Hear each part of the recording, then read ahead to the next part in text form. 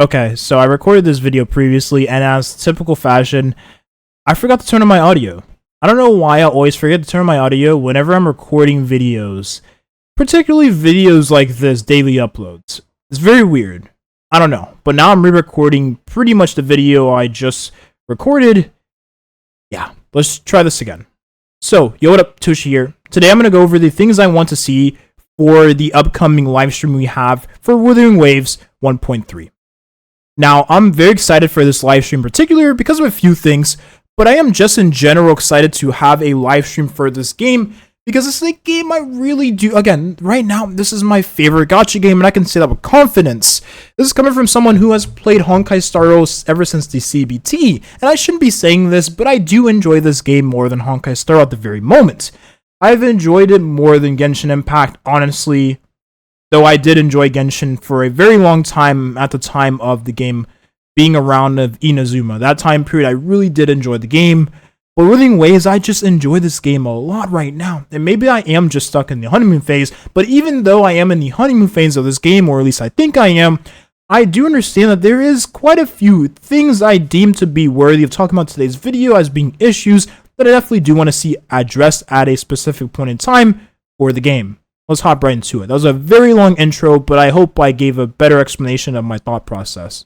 So, the one thing I know every player can agree on that is a very hard sell feature in Wuthering Waves is going to be the echo farming. Now, before I do get into echo farming, what I deem to be an issue with echo farming to begin with, I do understand and I do acknowledge that echo farming in Wuthering Waves, or gear farming rather, because gear farming is a way of progressing in every single gacha game to date, is the best of any game I've ever played. I mean, for one, you get to farm as much as you want in a single day, and if you don't want to farm as much as you want in a single day, you can still farm in those overworld domains to get the gear you want that you could have farmed for free. There is a free route, and there is a sort of casual route. So they do have two different sorts of measures for two different types of players. If you're someone that doesn't like to play games for longer than 15 minutes, well, you can do that with Wuthering Waves. And you're someone who enjoys playing the game for an hour to 2 hours,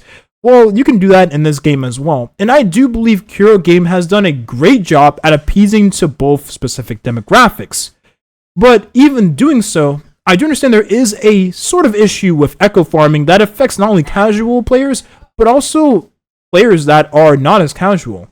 And I do apologize if there is background noise. I'm not home right now at the time I'm recording. I actually won't be home even to the live stream of Wuthering Waves, so you're going to have to deal with background noise. That's not, again, this is just for the time being. Now, one thing that has been an issue with echo farming for every player, regardless if you're casual or not, has been the substat.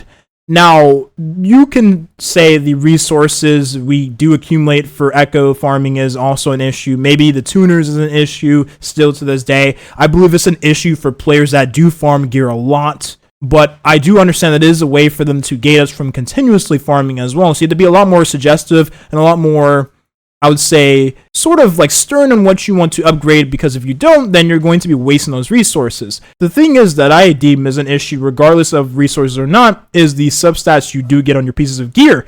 Because even though you can circumvent that by having more tuners to upgrade more gears, I do understand that that wouldn't have been a problem to begin with if the substat farming was a lot easier to manage.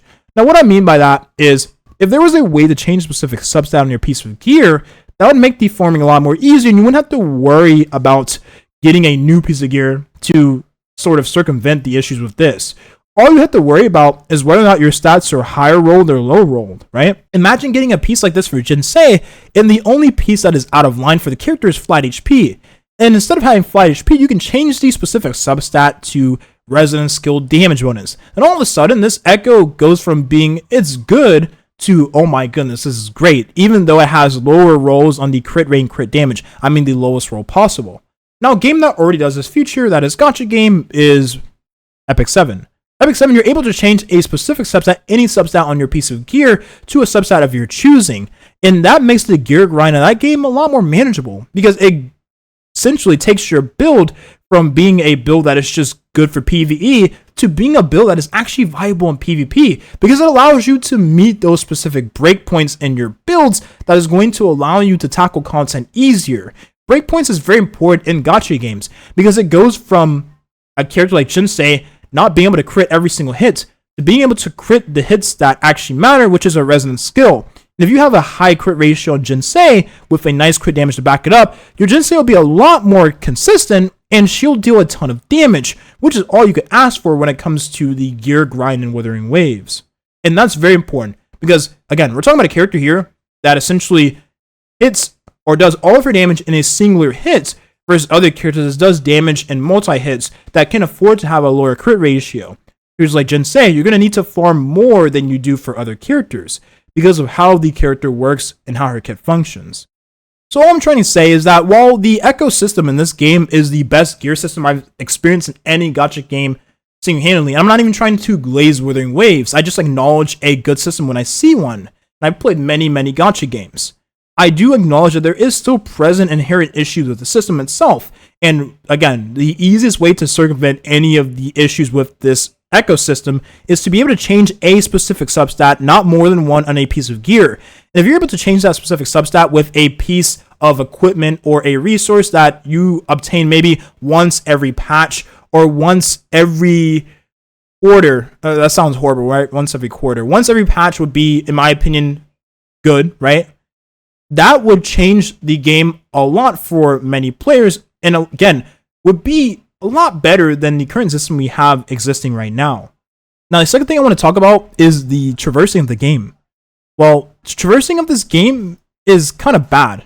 Now, Wuthering Waves has the best combat I've experienced in any game as well. Again, I'm not trying to glaze Wuthering Waves. I'm just saying things as I see things right now. And this combat is, again, the best combat of any game. And I don't think any game is ever going to come close anytime soon. But one thing I do understand about open world games is that traversing is the weakest point of open world games. Correct me if I'm wrong. It wasn't until very recently where Genshin Impact has circumvented that issue with the exploration, right? Traversing around. You had Yulan, who was able to move around like Cheng Li is moving around her bike right now. But just like Cheng Li's bike or any other fusion character, the bike goes away and then you're back to running. And then you have to wait for the cooldown to transpire and then you can do it again. That sounds very bad. I mean, to me, that sounds bad design to begin with. And it doesn't seem like it was intentionally made with exploration in mind. It was just made, and then exploration ended up being an afterthought with that mechanic, if that makes sense. There wasn't really any fix to the exploration. You just kind of have to deal with it as it is right now. And we're finding alternatives to the exploration, which again, we have Cheng Li being able to move around a bike or any other fusion character. And then you have characters like Verena, who's able to use a charge attack to move around, which is the quickest way of exploring versus any other character in the game right now. If we were able to have a sort of mount or mechanic in the game that allows us to move around quicker, like maybe a hoverboard or something like that, I believe that the exploration would be a lot better for not only casual players, but also players that, again, as we talked about at the beginning of the video, players that like to actually roam the open world and collect echoes. It would make the echo grind a lot easier for those veterans as well. So casual players can benefit from this and veterans too. And I do believe they already have something like this in the works. It just sucks that it is tied to characters. Like for instance, we are getting Storekeeper that is able to transform into a butterfly that is able to traverse around as the butterfly, which sounds nice, and it was teased in the teaser for the Black Shores trailer for the upcoming version. I would like it to be available to a mass amount of players that, again, make it more accessible without having to rely on the player rolling for the character or having the character, and it not being tied to a specific element of characters that use the specific echo. I definitely don't like that either. So having a way to explore and traverse would benefit every single player. And again, I do believe we have ways of being able to circumvent that, but not a way that is consistently available to every player, if that makes sense. And again, Curio Games does seem to have the idea down, but they are implementing it slowly and through a paywall, which I don't like, which is a limited character. Now, this is just a minor issue, and it is more so an issue that can be fixed easily. It's just probably going to take time because it took Natlin, or Genshin Impact Natlin, which was, well, about 4 years until the game's lifespan, to implement a way to traverse faster. And that is only accessible to that specific region. Now, the third thing I want to mention of being something that I want to see at least addressed in the upcoming, or acknowledge in the upcoming live stream for 1.3, the gacha system. Now, the gacha system in itself isn't the worst thing about Wuthering Waves. Let me just preface that. The gacha system is pretty rough. But when I say gacha system, I mean the characters, right? And this is something that most players, or I would say the majority of players, do roll on. Not as many players roll on the web banner. And the web banner is nice. And we'll talk about this in just a second and why this is very important as to why it's very good in the game. Again, I do apologize for the background noise in the video. I can't help it. The 50/50 is a mechanic that is present in every single modern gacha game to date. I mean, no game can escape this feature. It is a feature that has destroyed games. It's a feature that has destroyed wallets and has destroyed players' wills to continue playing the game. Because again, if you lose your 50/50 on the rate-up character, you have, well, a limited amount of time to then obtain the character, or else the character goes away and then you have to wait for the character to have a rerun. That destroys the player's will to continue playing the game if you are someone that was just playing the game to obtain the character, right? Because at the end of the day, gacha game is still centered around collecting characters. That is the sole purpose of a gacha system, right?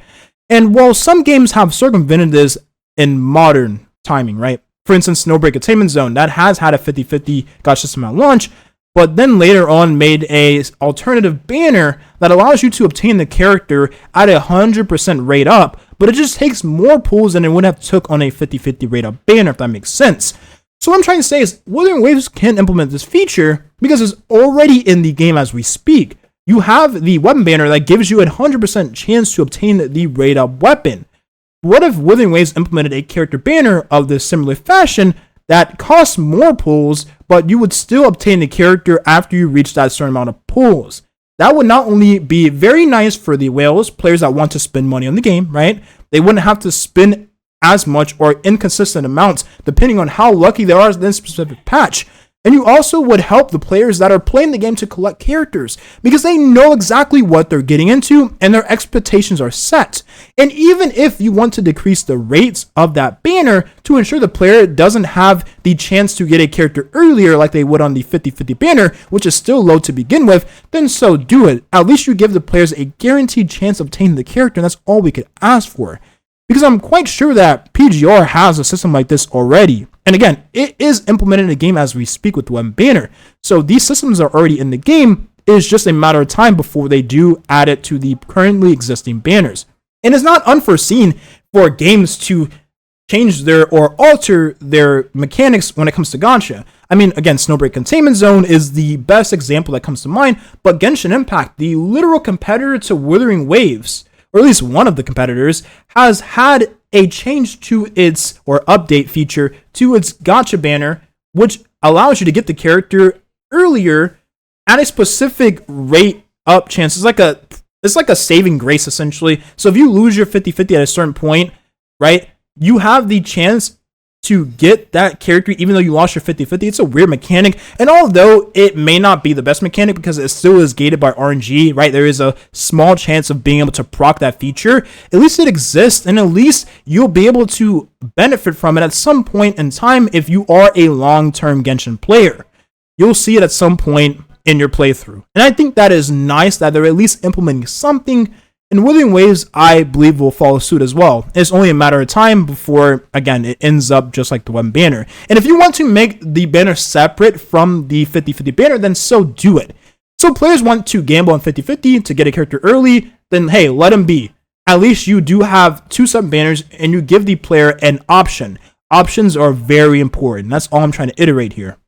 So aside from the gacha, aside from the expiration mechanics, and aside from the ecosystem, what is another issue I deem worthy of being addressed, or at least acknowledged, that would benefit every single player? Well, you may not believe me when I say this, but the marketing.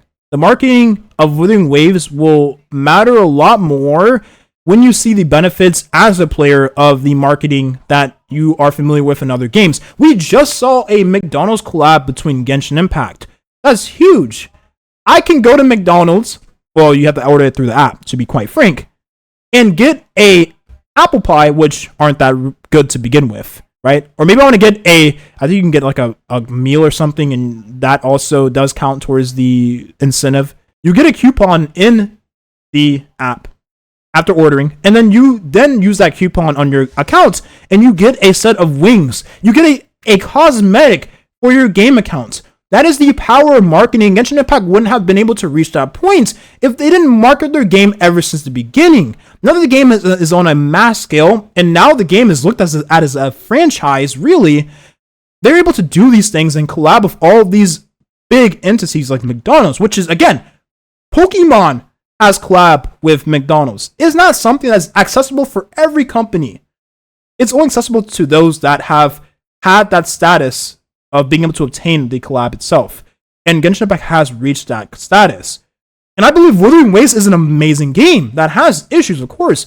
But when we look at Wuthering Waves compared to Genshin Impact, you have two games that are very fun to play in their own way. And Wuthering Waves has that quality to back it up as well. But if Kuro Game doesn't market their game, how will anyone else ever feel what we're feeling about the game, or at least know that the game is as good as we say it is? Because they don't know the game exists, or they don't know much about the game. They only know what is shown or what has been seen about the game. That's pretty much it. And a lot of the issues has been resolved over time, like for instance, the staggering issue that we have in Wuthering Waves. But again, if they don't market the game or try to bring back those pre-existing players, those players will never be able to get to experience the Wuthering Waves we have right now present. That is better than the Wuthering Waves we've had on launch. That's very true. Now, I do also want to mention that Wuthering Waves or Kuro Game has been implementing some form of marketing that we're seeing right now in real time. For instance, the upcoming 1.3 live stream for Shorekeeper and the Black Shore characters. That's very important because it lets us know that they at least acknowledge that marketing is very important, right? Having these dev streams every single patch for a game of this magnitude is very important because this is a high budget game. Well, the marketing is going to allow the company or the game to reach more players, and reach more players in turn to reach more whales. And since whales are attracted to games that has a large player base, that is fun to play. That would also, again, attract more money into the game. And then once the game has more revenue, the game can not only improve, the company itself will improve as well. And then you'll have what essentially is the Genshin Impact status of the game being able to collab McDonald's. Again, I'm not saying McDonald's collaboration with Wuthering Waves is the end point, although that'd be pretty cool to see Cheng Li in a McDonald's uniform. What this would then mean for the game is that the game is essentially more than just a game. It becomes a franchise. And again, I do want to see this game transpire, and I want to see this game do great things. And Kuro Game is a company. Because I do believe when it comes to gaming, as of right now, as far as I can understand, they definitely do value the players first and the game second. At least that's the way I see it. The game is extremely fun to play, and they've fixed a lot of issues. And the marketing being something that can be fixed, it's just going to take time.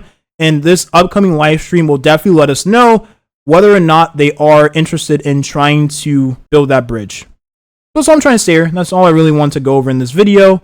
I am excited for the upcoming live stream for 1.3. And again, these are issues that I deemed to be issue worthy to present to you all, that I believe a mass amount of players have experienced in Wuthering Waves. Now, again, you may not agree with me, and it's fine to disagree with me. Definitely let me know in the comment section down below what you deem to be more appropriate as an issue for Wuthering Waves. If you believe the game should have more male characters, definitely let me know that as well. That is something that definitely did cross my mind, but it's not something that I believe needs immediate fixing.